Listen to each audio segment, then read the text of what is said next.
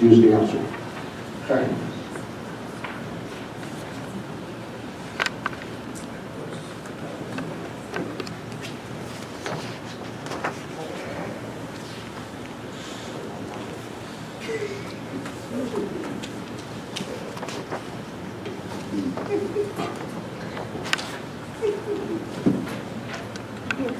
Okay, I'm going to call Leslie Peters to testify.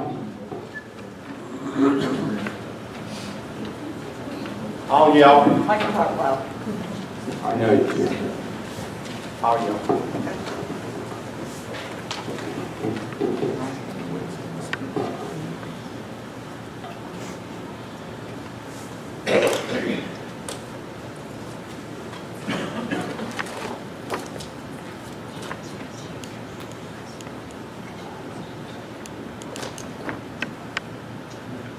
I'm going to ask Ms. Peters to look. It's in your binder, Exhibit G.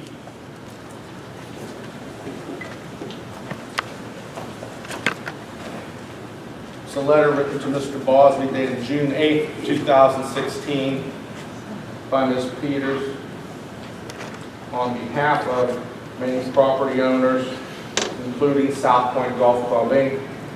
The Federal Express delivery bill is on the next page. Shows that it was sent by Federal Express to Bruce Bosley, Director of Zoning of Cecil Township.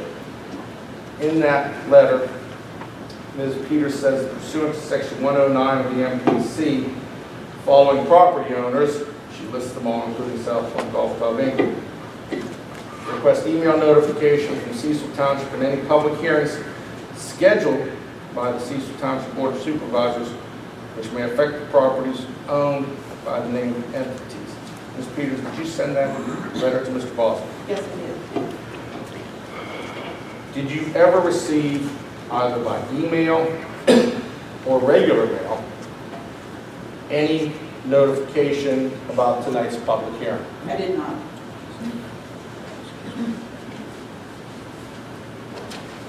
I'm going to show you what I gave the court reporter, Mark, as exhibit.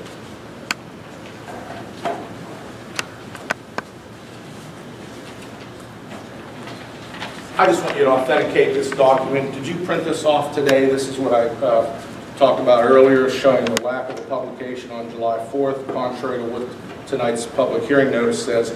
Did you print that off at your office today? Yes, I did.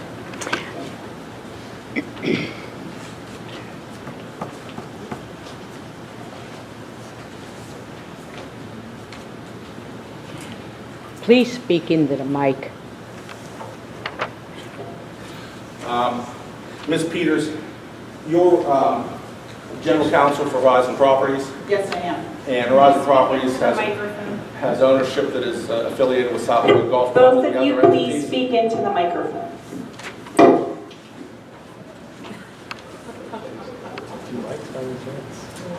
Ms. Peters, you're general counsel for Horizon Properties, are you not?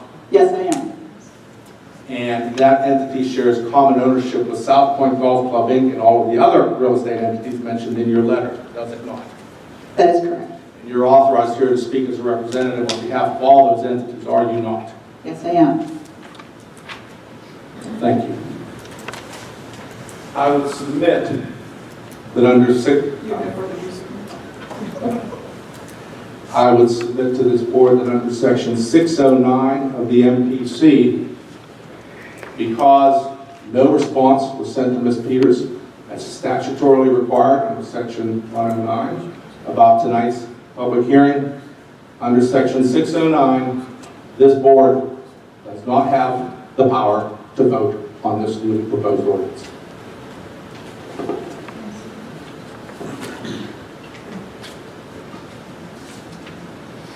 Exhibit H in the binder, copies of what we obtained from the June 28th advertisement.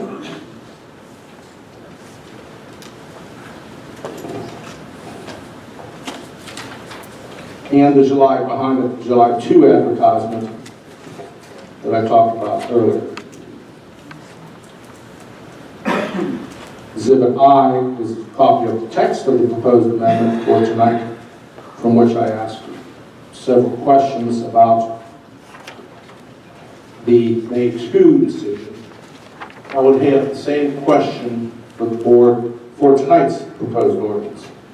Can anyone tell me why tonight's proposed ordinance proposes 51% requirement of adjoining landowners for change of use of undeveloped parcels, whereas it requires 100% consent of adjoining landowners for change of use of developed parcels? For purposes of tonight's proposed amendment, what is the source of that proposed requirement?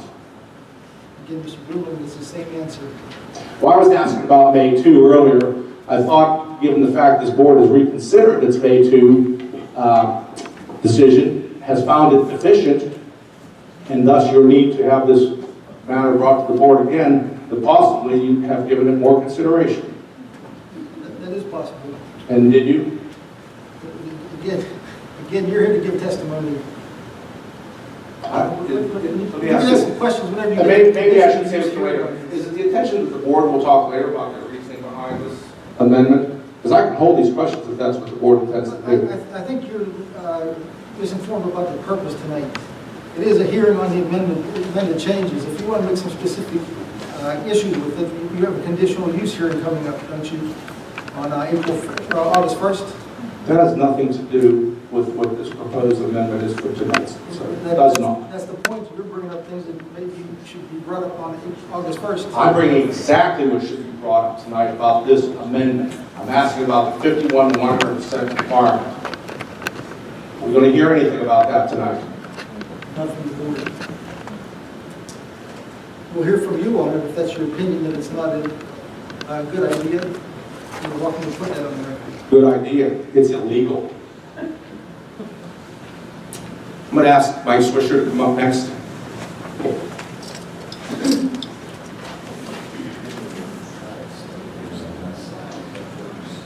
We can, we're going to walk over there. So, yeah. Mike, why don't you just give us a history of your background, relationship with Horizon Properties, South Point Golf Club, and the development of South Point overall. Okay, Mike Swisher. My company is Riz Consulting, and I got involved with South Point back in 1985 with a company called Team Plan. We were the land planner for the project for about a 3-year period from 1985 to 1988. 1992, I was hired by Millcraft Investments to come to Washington County to initiate the development and construction. So I was there for the development of the golf course, the golf club, and all of South Point 1. We weren't the only developer in South Point properties, but between Millcraft and a company that was later formed called Horizon Properties, a substantial amount of development was done by our group. We were chosen in 2002. When I say we, Horizon Properties, at that time I wasn't employed at Horizon Properties. And I was a consultant between Horizon and Riz. In several partnerships, we developed all of South Point 2 as a master developer, and all but about 6 buildings, including the town center we've done, the park downtown, or on Main Street, and all the shops you see out there. You're here tonight as an authorized representative of South Point Golf Club, Inc. Yes, I am. And the other entities also mentioned in this Peters letter. Yes. Yes. Mike, I'm going to ask you to turn to Exhibit J in that binder. Ask the board to look there. There's a photographic exhibit of the South Point Golf Course property. Did you prepare that? Yes. Could you come over here with the microphone and show, both point out this way the audience can see and the board can see what's depicted on that document with the crosshatch areas reference. Could you give us a description of it? Well, this map, the red outline is both South Point 1 and South Point 2. I'm not sure if there's any question on which is which. I can point it out. But the cross-hatched yellow line is the golf course, which is 188 acres, and that is all land that's within South Point 1, known as South Point 1. And you can see it's to the north end. This area is South Point 2. How many, I'm sorry, how many acres did you say? 188. Does the physical characteristics of the golf course, are they similar to the physical characteristics of the surrounding properties? Yes. Can you describe some of the surrounding properties for the board? What's developed on them? Well, within the SD district, there are 3 land use types that have been developed in South Point. Obviously, one of those is recreational golf course, which is under a residential classification. So we have residential uses, include townhouses, single-family homes. We had apartments which were switched to condominiums, so that's under the residential land use. We also have many office buildings under the commercial land use category, and I believe there's maybe 2 that are under the industrial classification, maybe 3, 2 or 3. And again, what are the various crosshatch areas referenced for different types? Well, the golf course, when Millcraft purchased the golf course from the Redevelopment Authority of Washington County, they purchased 8 individual parcels. Those go from 11A, I think, through 11F, perhaps, maybe G. There's 8 individual parcels that make up these crosshatch areas. This parcel, for instance, is the one that's in front of Wedgewood and Ironwood, and this big parcel, which I think is 11C, is the one that's in front of the townhouses and Fairway Landings. So again, that's showing 8 different parcels.